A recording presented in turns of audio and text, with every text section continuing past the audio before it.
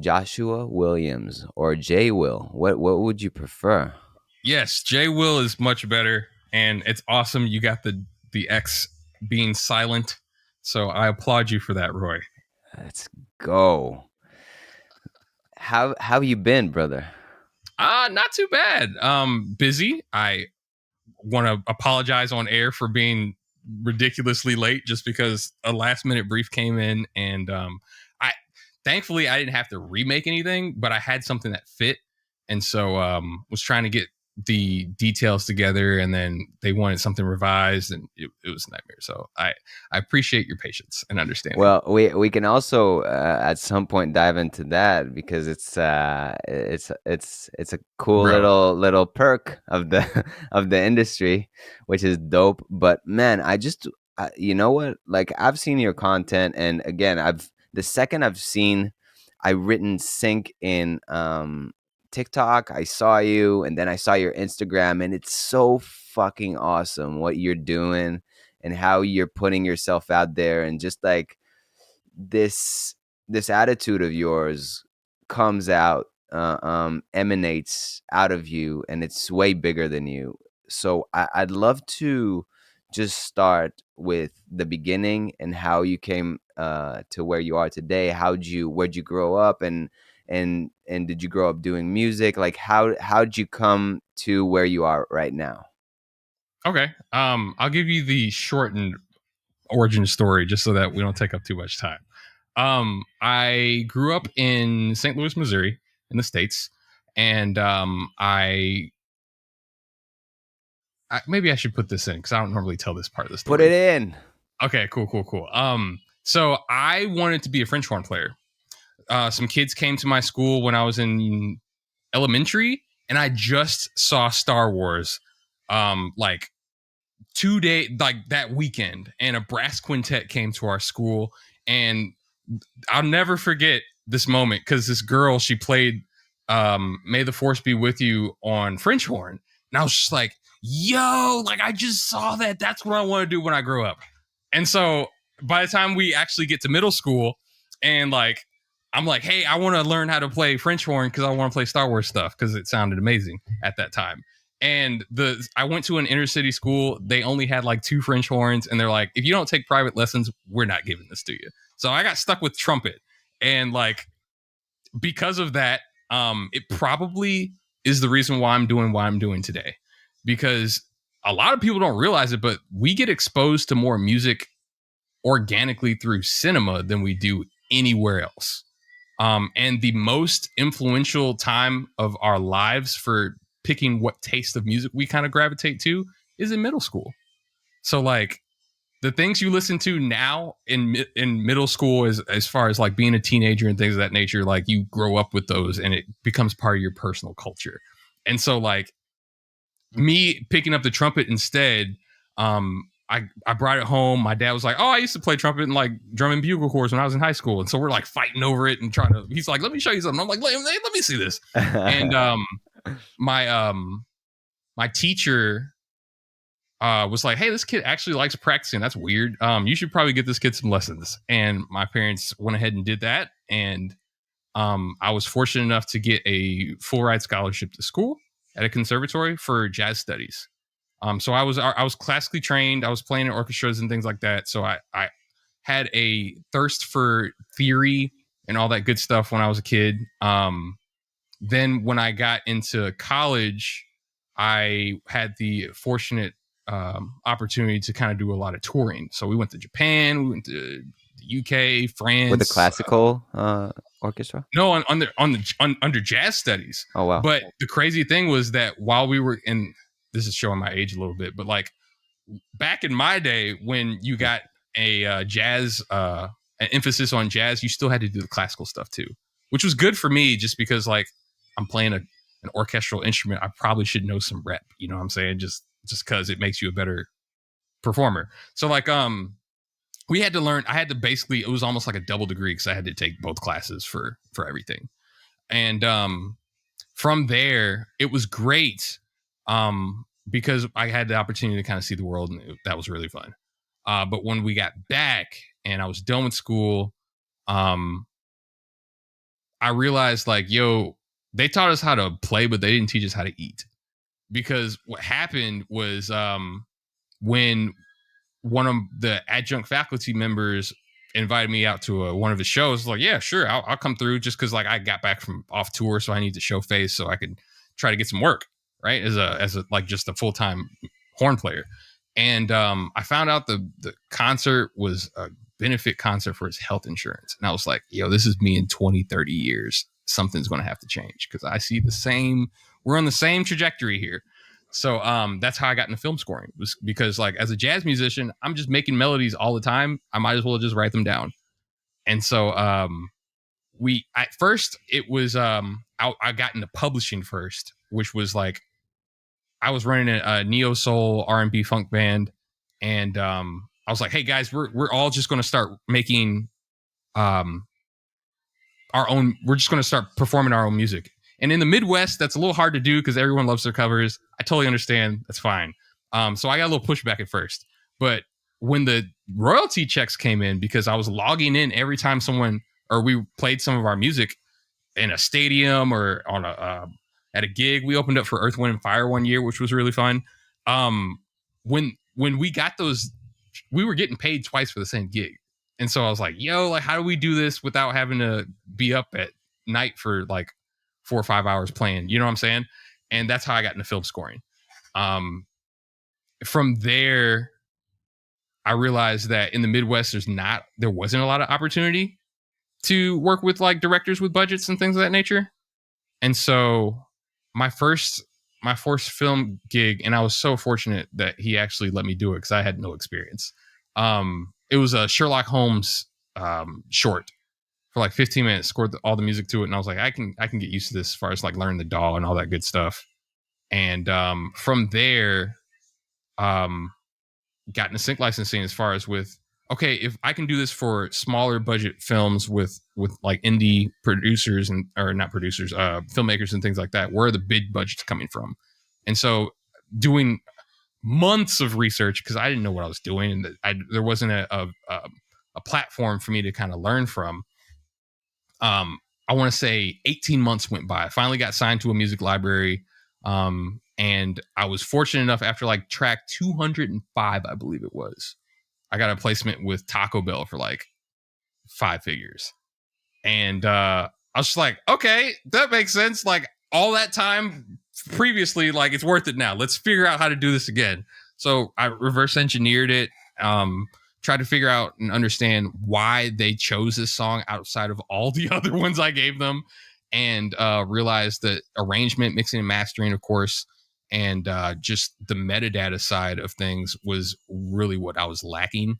And so after I changed that, it kind of created a snowball effect. I started getting placements on all kinds of different stuff. I specialize in ads specifically, but I just started dipping my toe into the trailer space just because I love making loud, bombastic music. It's awesome. And because of the skill sets that I had acquired through school and all that kind of stuff, it has definitely served me well. And so now, because I'm at a point where my catalog's kind of become a passive income stream for me because I'm signed with a lot of different um, publishers, whether that be sync agents, music libraries, what have you. What I'm trying to do now is, since it's developed a way for me as a musician or a music producer to put food on the table as far as with what I like to do anyway, how can I share that with everyone else? I'm sure what's the analogy I always like to use as far as with when you find something really really cool or innovative, you can't help but share it because it's like, hey, we've had so much pain trying to figure out how to become TikTok famous just so that we can have a run of 3 months with a popular song before we have to try to do it all over again. With sync, it seems like the cheat code because there's a lot of starving artists out there, and this is the most efficient way, in my opinion, to actually make a living off of what you do the best. So yeah, that's now we're here. Now I know I've made it because I am on the Roy. I'm on your podcast on Sync Jibs. So like full circle. It's full circle for sure. Fuck yeah, man, that's amazing. To be honest, like, uh, I kind of had the opposite of your story. Like I've had the Cinderella story where I had four tracks and one of them got me four figures. Like What? after leaving the sync space, I was like, "Fuck it, like take this. I'm out because I need to make money." And like and suddenly I Wow. think yeah, and suddenly like 4 grand came from one of the tracks, and it was uh, and to me honestly it took me on a different route than you did, and I actually love hearing that other angle. For me, um on my journey, I feel like what got me to be placed was something very unique and that doesn't Mm. exist. And I wonder what it was for you. First of all, was it with a library that it got the 5 figure, or yeah? Okay. It was a library, and I think what was cool, the library, the deal is kind of weird, but like, I still have writers and ownership of that song, so like it can get it's gotten synced before after that as well. So um, definitely a really cool situation, and I think that's what was the kicker for me, was that I still own this. Like we can sync this again. This is amazing. Mm, So yeah. yeah, this is fire. I mean, uh, um something else also came. Like you were talking about kind of diversifying, putting your music with agents and with libraries. What are the I guess the pluses and the minuses within like within agencies, sync agents, and libraries? What are the themes of these? Like how do you divide your work with these, and how do you see them? That's a good question. Okay, so let's. I'm putting my teacher's hat on, so please forgive me Let's if I get go. too crazy. Um, I love to use the analogy of a sync agent is to a library like a boutique fashion store is to a Walmart. Okay, so a music library, they have tons of different tracks, sometimes tens of thousands of songs, right? But sometimes when you go to Walmart to find a specific type of shirt, you don't have it, right? They have all these different selections and options, but the one thing that you're looking for, they're like, sorry, we don't have it, maybe try it back in like 2 months or something, right? Whereas with a boutique store, they might have that exact piece you're looking for. And if you're like, what else you got? And we're like, well, this is kind of what we do, so we specialize in maybe like denim jeans or something like that. Same thing with a supervisor, or not a supervisor, a sync agent in a music library. A music library has a huge selection of tracks that can normally, now in the last like 4 or 5 years, the production quality of all those songs have gotten a lot better, just Mhm. because of access to tools and things of that nature, which is great. But still, there's a lot of stuff that's normally missing in the library, specifically towards what you want. With a sync agent, especially because a lot of them deal with artists, you have a little bit more unique nuance to the stuff that's in there. And so the way I've pictured it is, it's better geared for music producers if they're making a lot of tracks at scale. As far as instrumentals are concerned, is to go with a library first, because they can really churn out music like a machine. Whereas if you go the sync agent route, they normally need something with lyrics, because that's a, it pays a lot more, and b, it just makes more sense because their catalog is so much smaller. They're able to pitch your stuff a little bit more often. You know what I'm saying? So that's how I normally try to categorize. The only reason I'm actually with sync agents, and it's not because of my lyric writing, it's because I'll collaborate with the artist that's already with them, or I create an artist duo where I take care of the music side, kind of like the Ryan Lewis Macklemore duo Yeah. situation, where you got two people that are kind of collaborating to make the music, and it's fun. So yeah.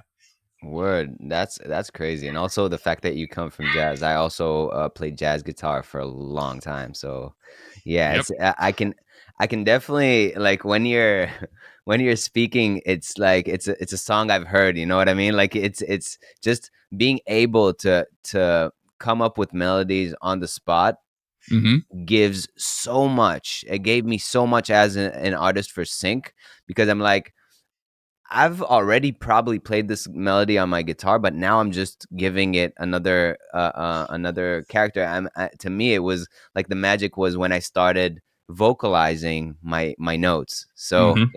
so to That's me, so important. like, and also in jazz, like you hear a lot of pianists, just as a side note, a lot of pianists, like, I don't know if Keith Jarrett is the best example for it, because he's just like but like, just like pianists who sing what they're playing, Mm-hmm.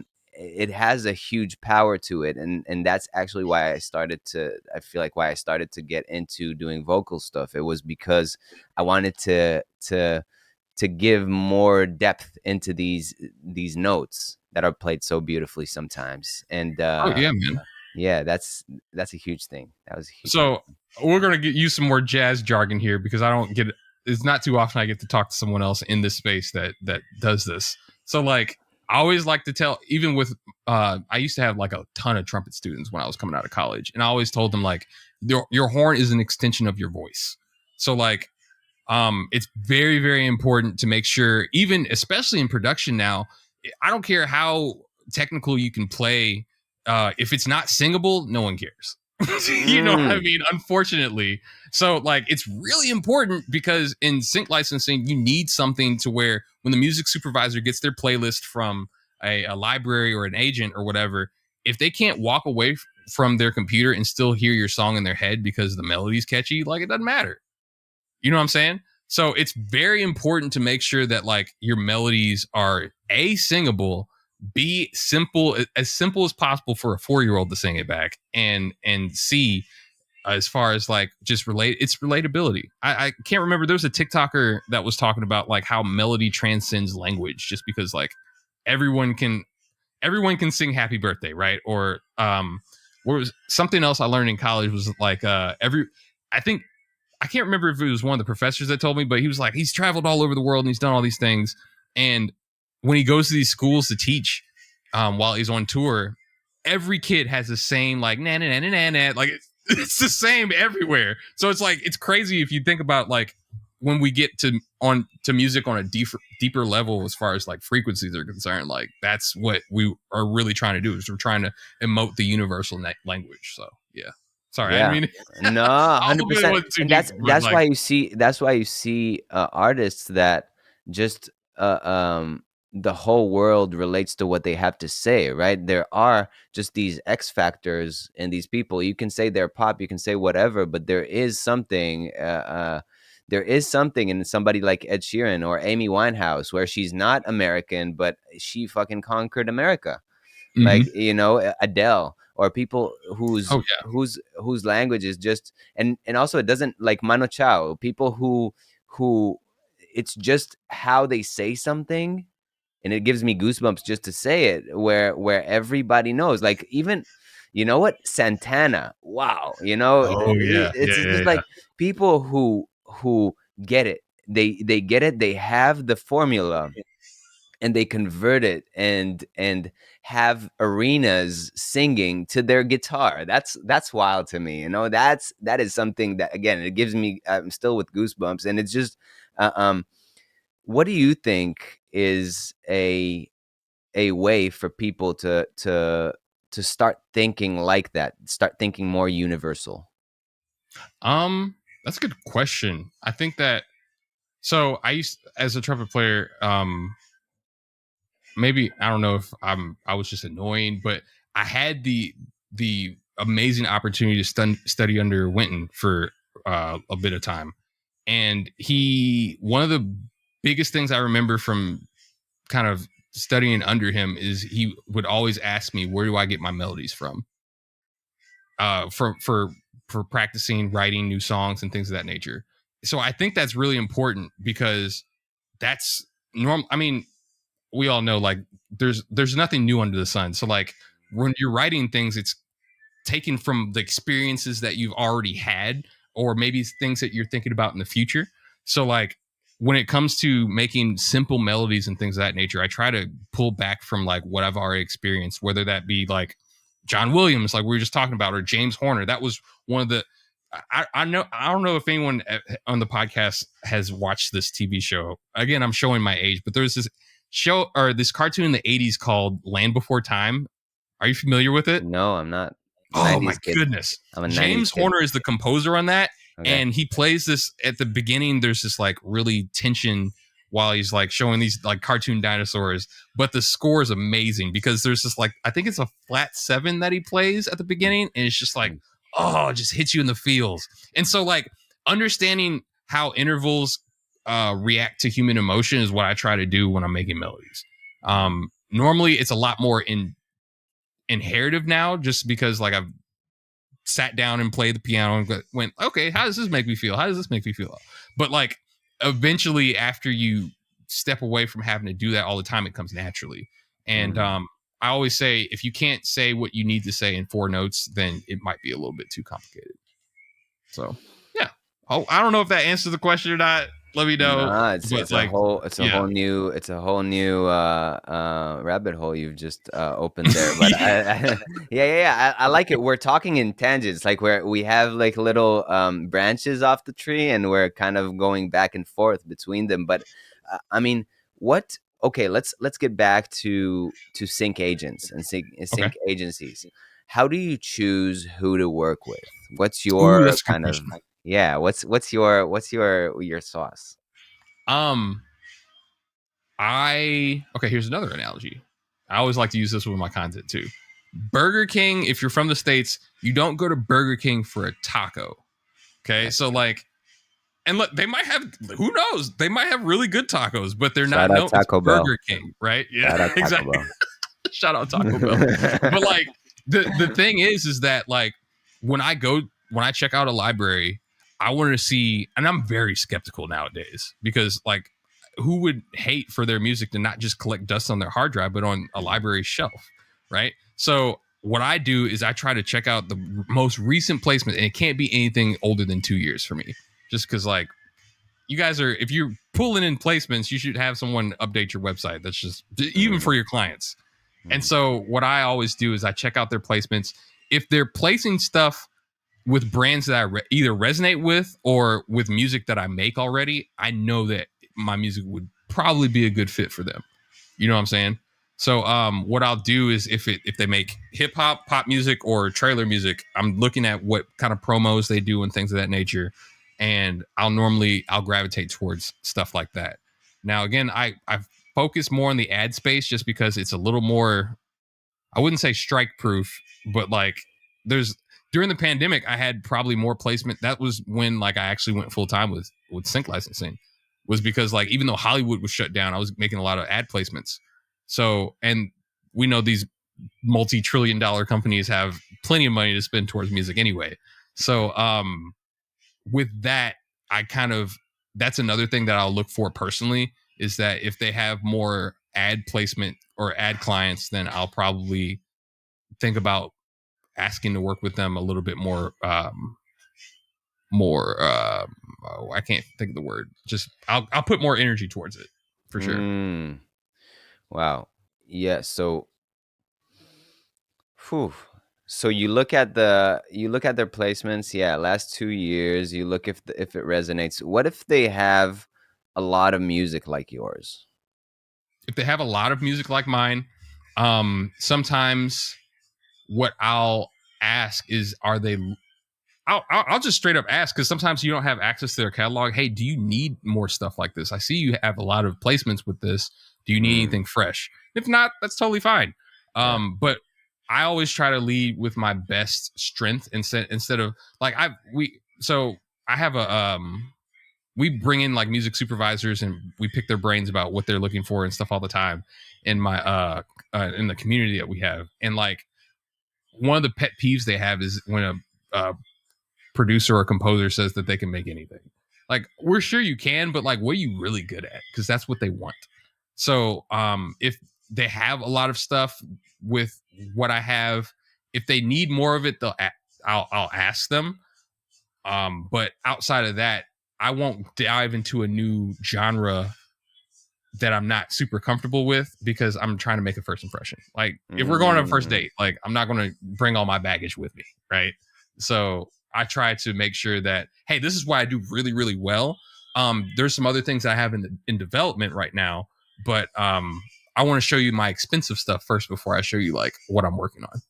100%. And yeah, and it's a conversation starter, right? Like if you Yeah, come up to somebody in the conversation and give them five different subjects that you're interested in, they'll get overwhelmed. It's just like a conversation, and I feel like, yeah, that's how you get rejected for sure in a conversation and in a bar, like in a conversation and in a sync context. I mean, like if you go up yeah. to again, like that's how you just, yeah, you get people turning away from you. And yes, I feel like people who say I do everything, imagine getting an email from somebody saying, "Hey, I do everything. What's up?"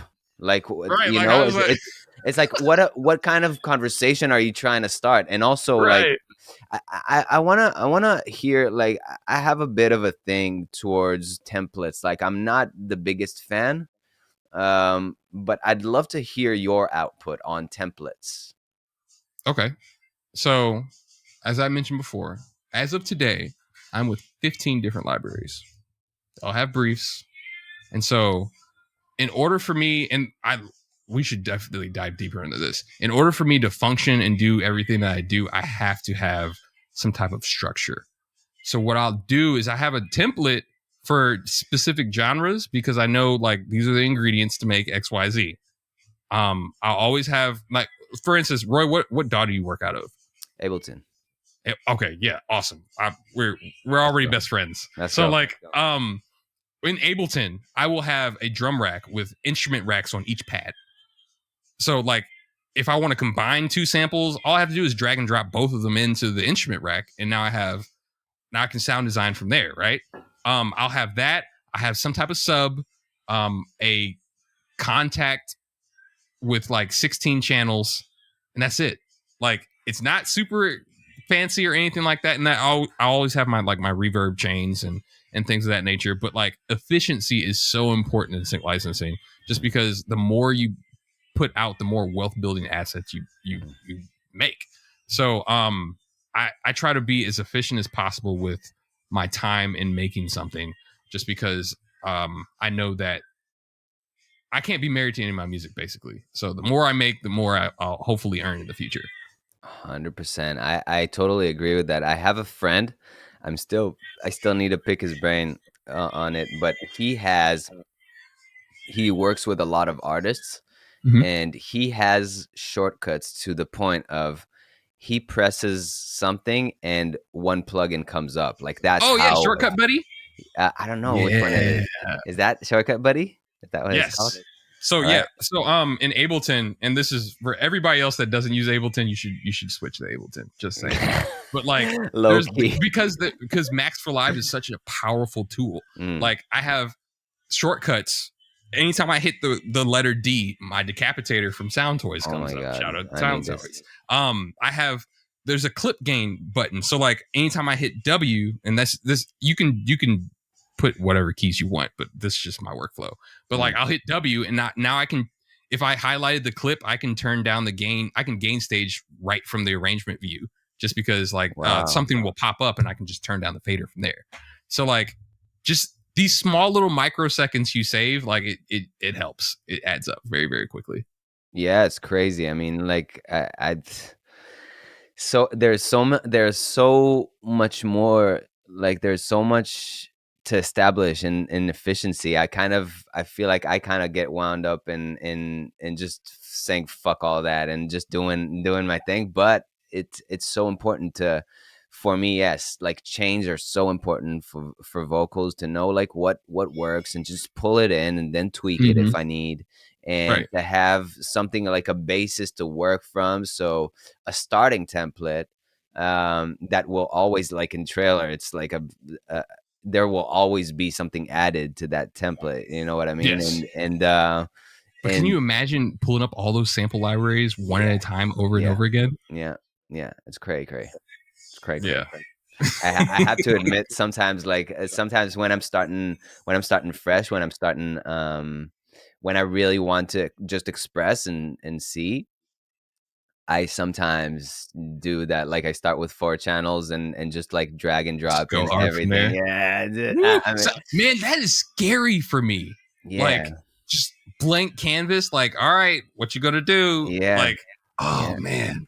But That that's sometimes yeah. that's when the best stuff comes out for sure. That's exactly it. Like there was about a month and a half ago, I've experienced like a heavy burnout where I was like, I needed to recharge, and also, yeah, me and my girlfriend were going through some stuff, and there was a lot of Oh yeah, things, yeah. and I was just really feeling the burnout coming. Like it was right there, like looking at me saying, "Oh, you want me to come in right now?" And I was like, and I was like, okay, okay, okay, leave me alone. I just like cleaned the whole thing, cleaned the whole template, and started from the typical 4 channels, Mm-hmm. and yeah, and just thought of a melody and went clean into it. It was, again, it was a lot of baggage that came out because it was just, it wasn't for sync. It was just for me. Oh Um, man, that's for cool. for a whole week, I let myself write, and then what I did was after that week, I got like probably I got 20 little skits, like little, because I do work fast, but I just I spilled all my ideas onto the canvas, and then after a week I had probably about 20 skits, and then after that week, I was like, okay, what do I want to work with now for what I do? That Mhm. was so interesting and fresh to come out of that place. And yeah, now I'm in touch with a lot of libraries who want it. So it's just That interesting to, uniqueness. yeah, to be able to come in with the melodies that are in my mind, in my head, that I feel in the moment, that I'm like, whatever, you can place it in whatever, I don't care, and then gear it towards something. So Mhm. like have something super impactful, a lot of lyrics, a lot of things, and then just like you said, narrow it to these four notes, That's really powerful, man. Because like I think that when we get to that raw state, um, that's going to be more important now than ever before. I was listening to your shout out to the podcast you did on AI not too long ago. Hell yeah. That our artistry, as far as like, and I made some content on this recently. Like our individuality is going to be so much more important in the next like 5-10 years, just because like there's most people won't do that. You know what I mean? Like just from a blank slate and just coming up with some actual like real emotive things. And then allowing the supervisors to find it and resonate with them, like that you got them sold straight from there. You know what I'm saying? It's Mm. very, very important. So like no, that's awesome. I really feel like originality, sound design, and just authenticity is going to be a huge thing in the next like 5 years. 100% with AI coming up, and I also would love your thoughts about it. I mean, what I was thinking, again, because I do a lot of vocals and a lot of vocal work. I'm Mhm. actually thinking of, you know being very strategic with what I give out and I put out on public platforms, because there are catalogs that are closed, and if suddenly a trailer comes, and an AI is not completely fucked with my voice to that point, Mhm. and it comes out and it's something so fresh that people go like, whoa, then it's Right. actually something I'm looking to go deeper into. But what are your thoughts on that, and on what AI will be able to do for the sync world? Um, so I'll go short term, long term. Yeah. Short term, it's going to make us incredibly more efficient, just because like we'll be able to get our ideas out faster. AI technically has been around for, so I like to think of generative AI as like fancy autocorrect for right now. I try to implement it into everything that I'm doing in my business right now, as far as like coming up with content, doing things like that. Just because it just makes me hyper efficient, right? I can Mm, come up with a 8 minute YouTube script in like 4 minutes. It's absolutely ridiculous. yeah. Um, on the flip side, on the long term, it's only going to get better. And we have to we have to handle it delicately, I think, just because, as mentioned before, AI has been around for a minute, just with like ozone isotope. I mean, what's the difference between machine learning and AI?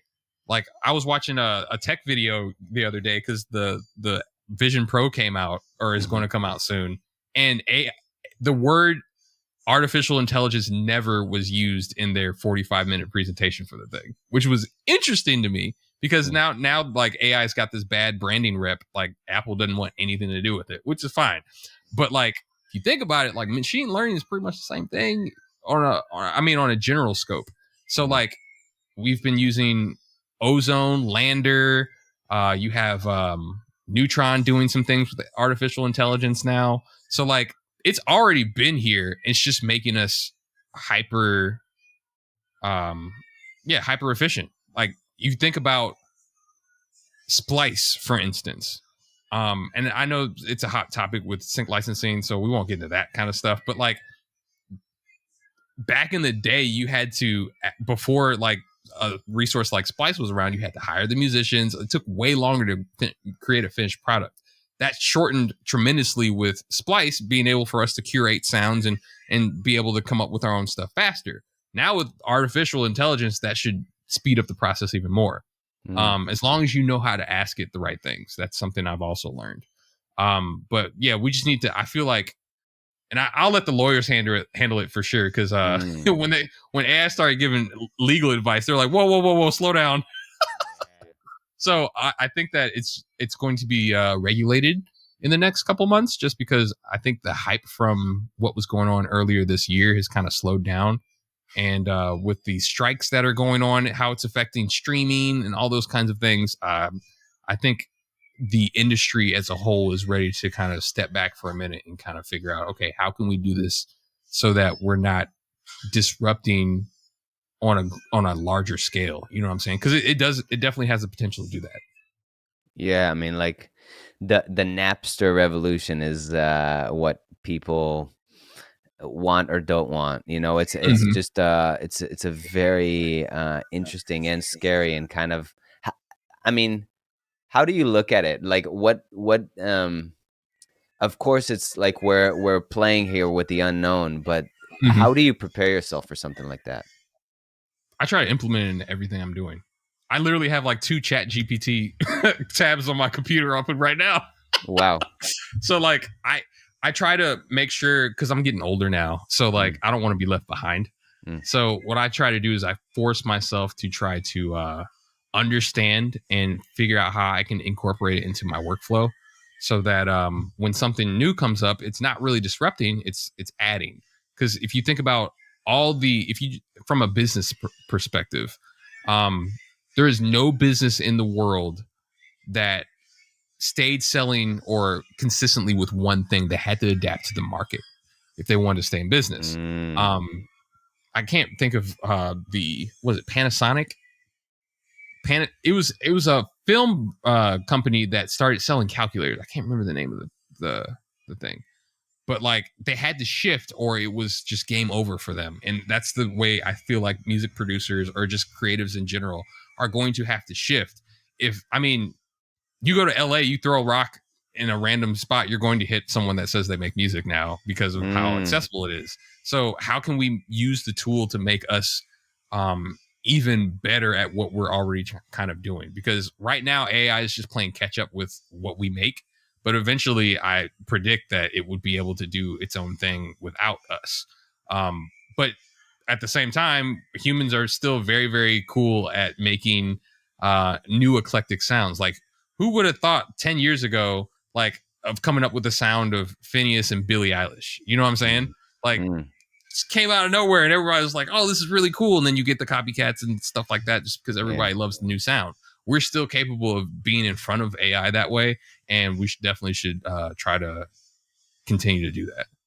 It's still happening. Yeah. I mean, I feel like that's what I was saying. Like, what AI is going to be able to do is basically, in the way that I see it, it's like pop and then what comes after it. and I'm again, it's my hope that it won't be able to predict what I do next, Mm-hmm. and I'll be able to come with the next fresh thing. It's just like when you were saying about the rock in LA, I thought, yeah, everybody that you talk to is a rapper these days, Everybody's a right? producer Like nowadays. Yeah, everybody's like a rapper or a producer. Like, yeah, I make music, and it's like, I have to say that I've sinned in this. I've become cynical, for sure. It's like, oh, you make music, cool, and and I just I go. mean, like I think naturally that just happens, just I because just like walk away, bro. I don't even talk to them.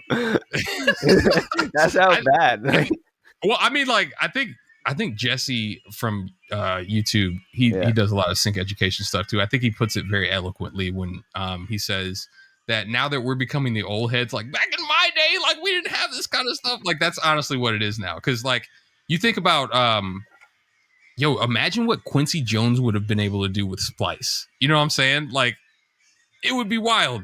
And here's the other cool thing, and that's why I really feel like sound design and mixing and mastering is like final frontier for music production. Just Mm, because like there's infinite types of sounds and options you can have. You know what I'm saying? AI is only going to use what you give it, which is like traditional instruments, things of that nature, right? It's not sound design on a epic scale as of yet. We still make cool stuff on accident. You know what I yeah, mean? yeah. So like there's always that. So on that front, I feel like if you want to stay ahead of the curve, continue to make your unique sound. Sound design again is that's what's going to make people stand out. So that's really really important. That's huge, man. That's huge, and I think, I don't know how. Yeah, Quincy Jones would make some weird stuff if Splice was out. Crazy. And you know what? I have to say something about Splice since we got there. We said the word Splice about 4 times, and I feel like that's the time where we can open it a little bit.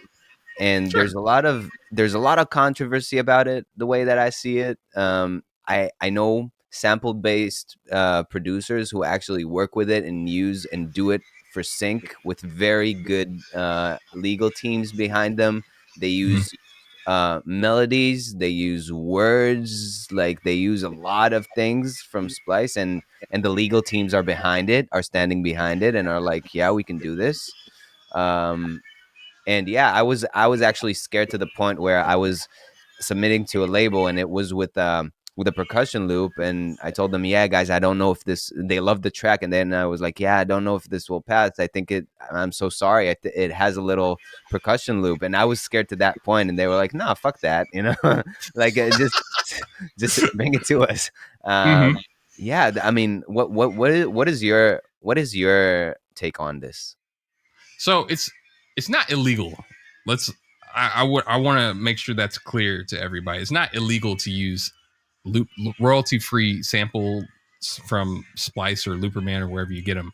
The problem is that it hurts your publisher and your reputation.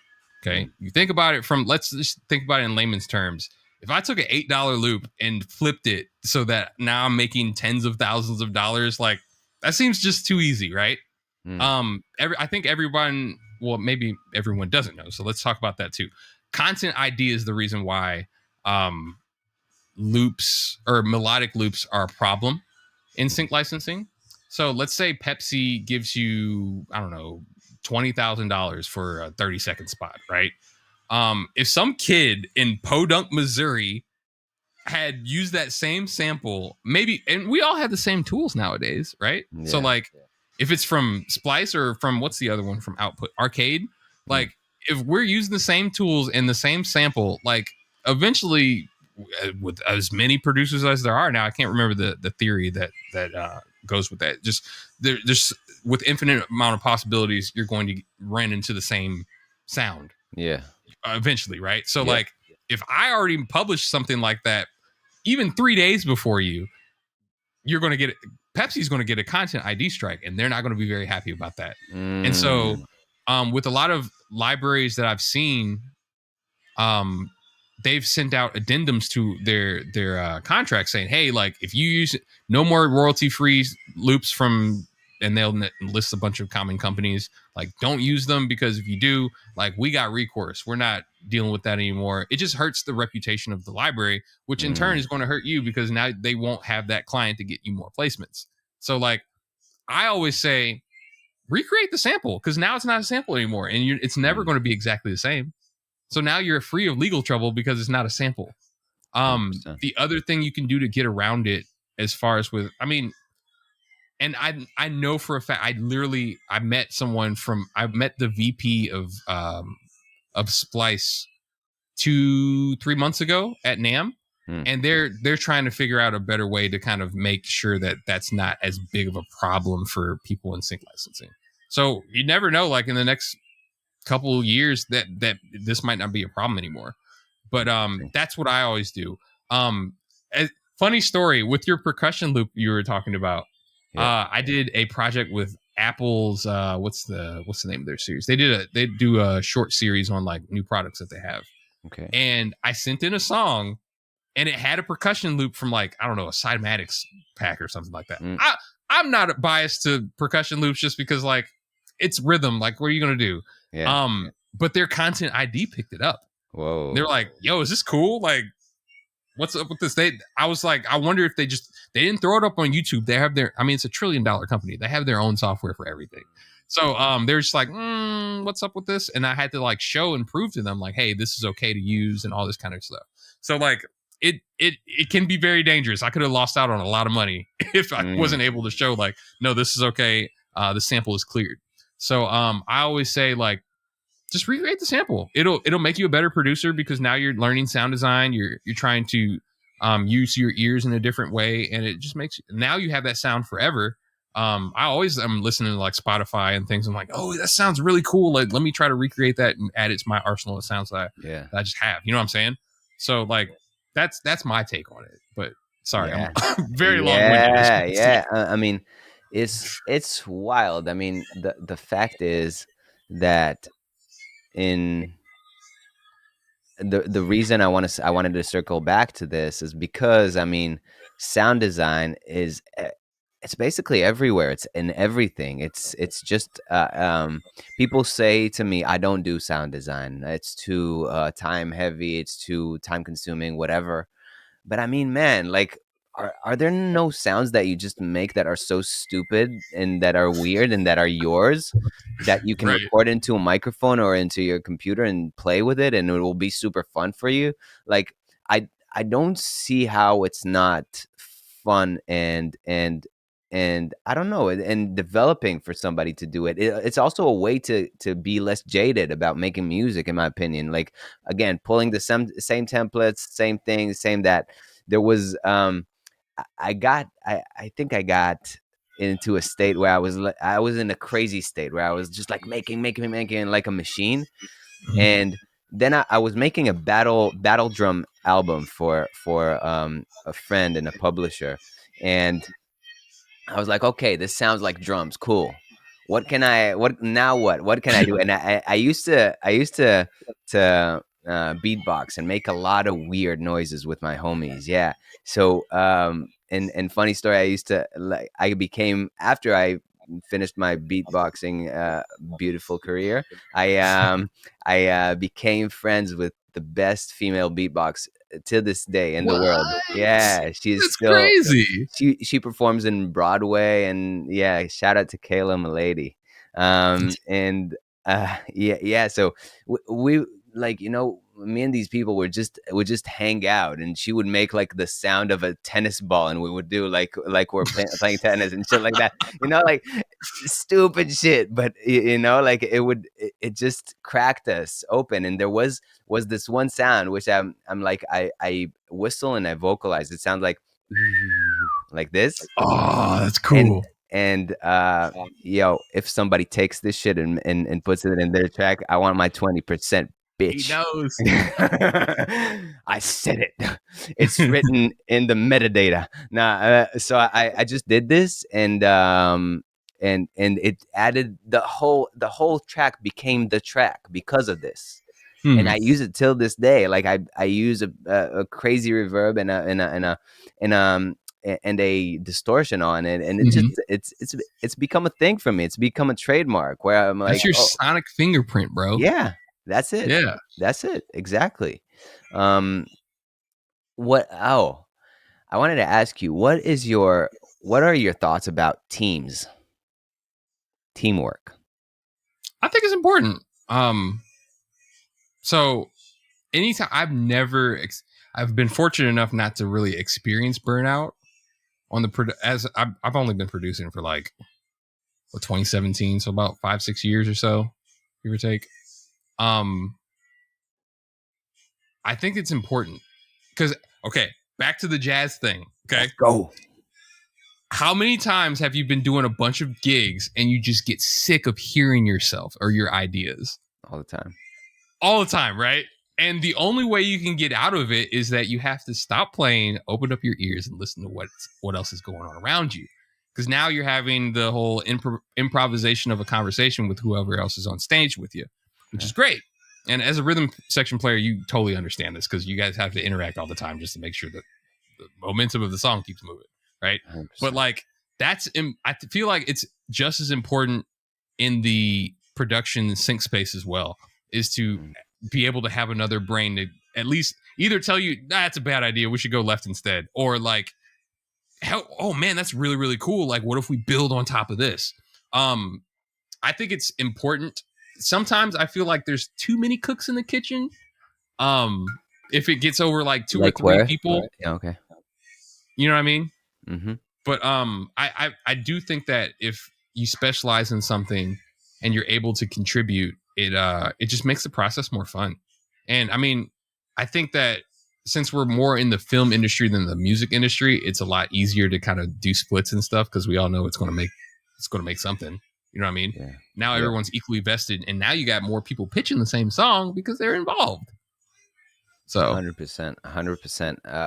Yeah, and also a fact that I've overlooked is the fact that even when you work with an agency or a label, you're still doing teamwork, right? You're getting the feedback. You're major getting facts. somebody who likes it. You look, you see, and also like one sign for me if I want to work with a label or somebody is how long they take to respond to me, and it's all right if Communication is important. yeah, and if it takes them a whole bunch to communicate with me, it's okay. There's no problem, but that's how it's gonna go, and it does it fit? Does it sit well with me?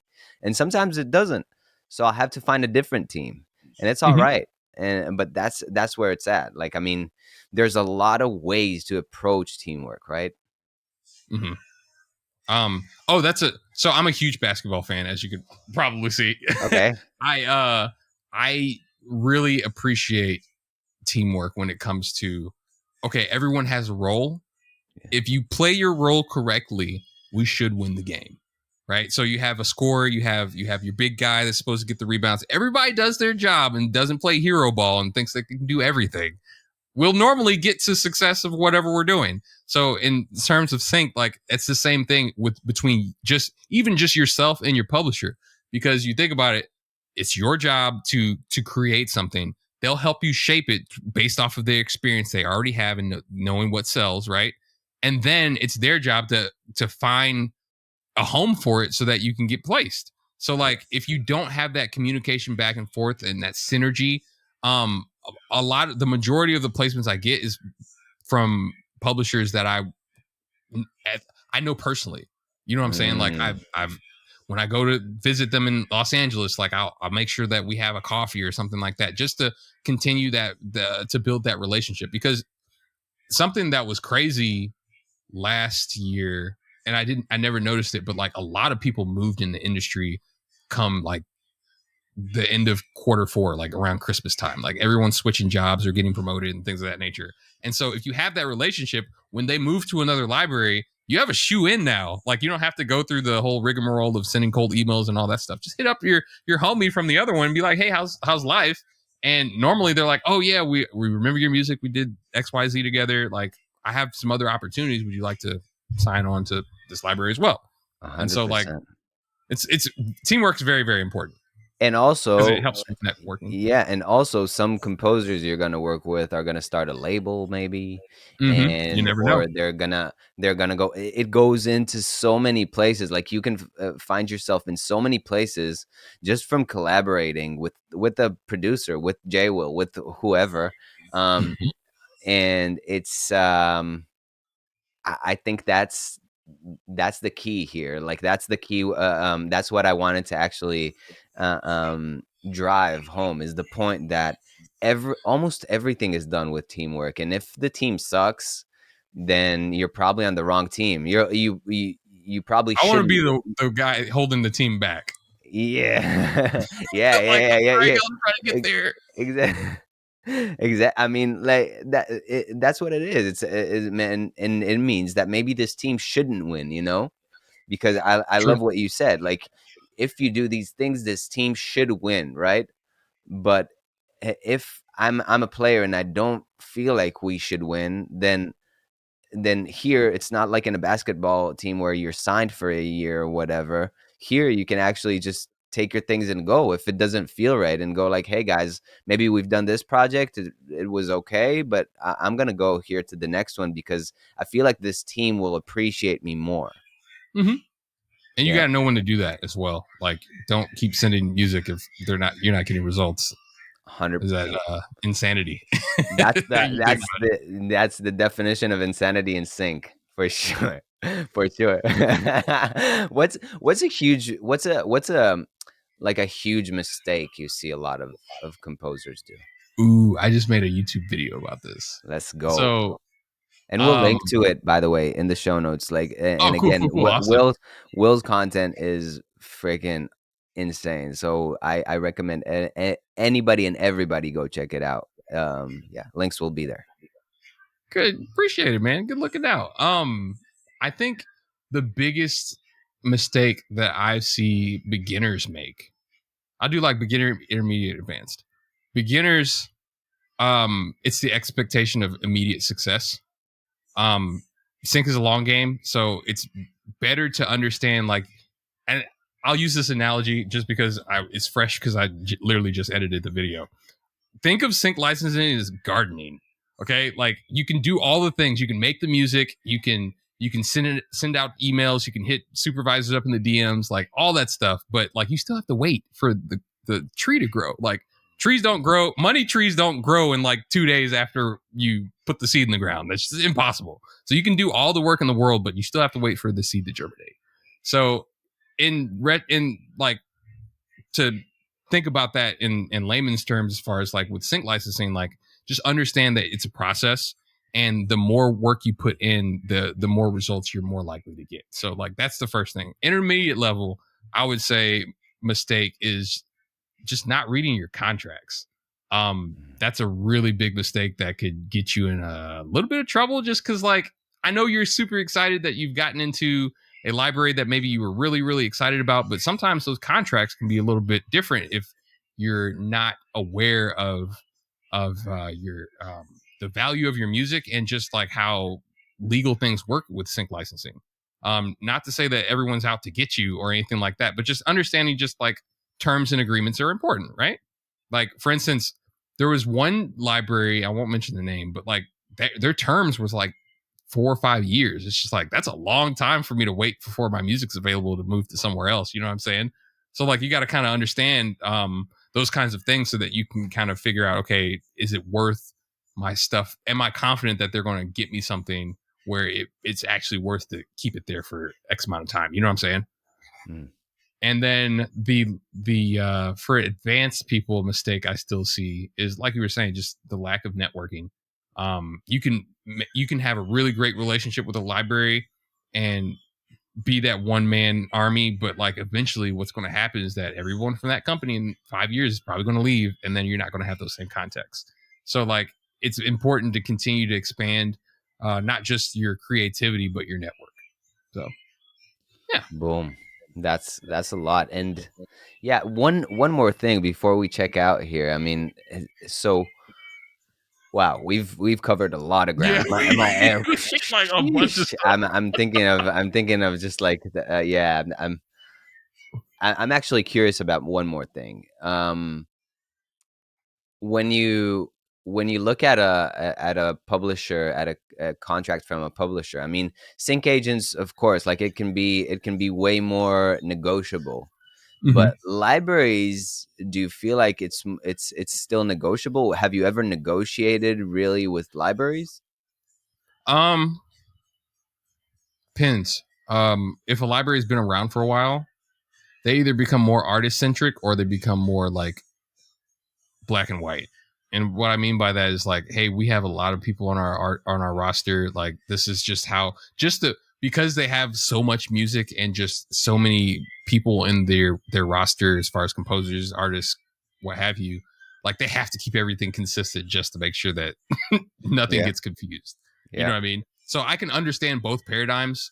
Normally I will say that the ones that are more artist centric get more interesting placements, I would say, just because they're a little bit more eclectic and they put the artist first. And the artists normally are going to work much more for someone like that. So, like, you see, like, these 60-40, 70-30 deals sometimes, even with agents, just because, like, they were maybe artists themselves at one point, so they understand and appreciate the work that goes into doing that. And so it's cool when you find, and that's another thing I try to look for in our sync reps is like, do they really represent the music maker? So whether that be like their staff has a lot of music background, or if you just know that you can tell when someone's advocating for just making sure that you get what you're worth.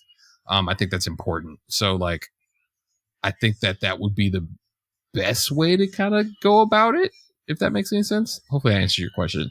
yeah, man. I mean, yeah, it's all, there's a lot of approach also to perpetuity deals and also all that Mm-hmm. kind of stuff, where, like people like Clint, he, shout out to That's the homie.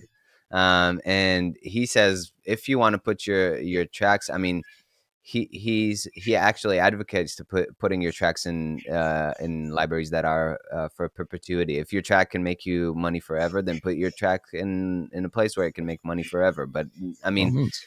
yeah, and there's different approaches to it, and it's just yeah, it's interesting because you were talking about your story where it was like 5 years and it was a lot to me.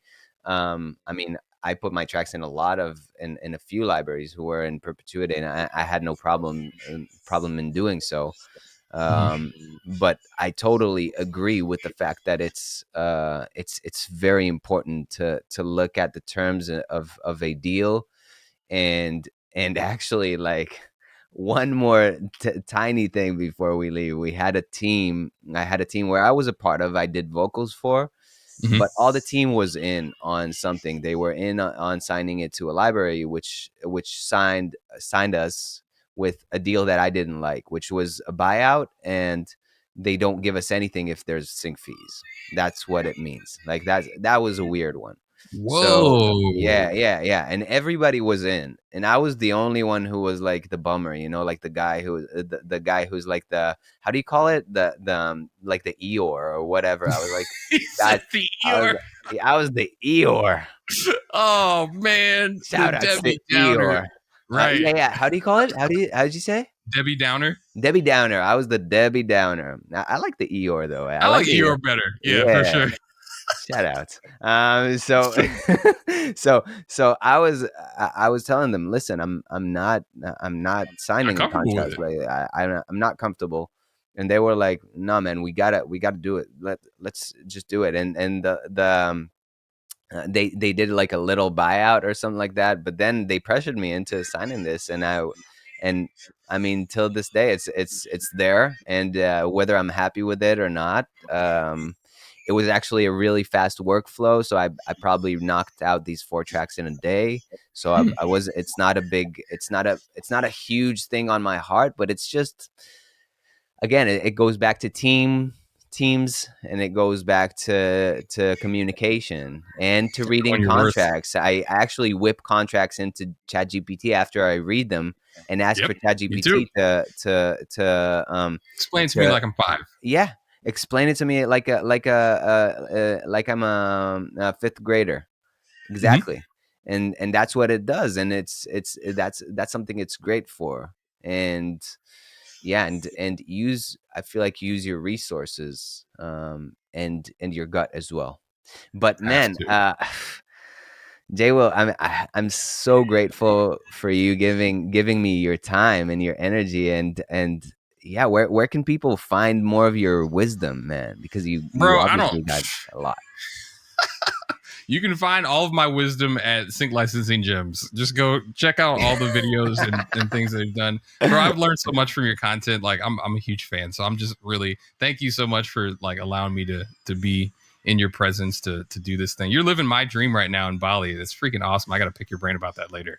Yeah, let's do Um, that. but yeah, you can check me out on all socials, xj_will, and we have different programs to try to help more music um, creatives in general just get into sync licensing and hopefully create another revenue source for you. We do have a community that's really really cool where, like I was mentioning before, we bring in like sync agents, music supervisors to do feedback sessions every week, which is fun. And yeah, just I want trying to to, join that. Let's yeah, go. for sure, bro. Hell Got yeah. to get you in there.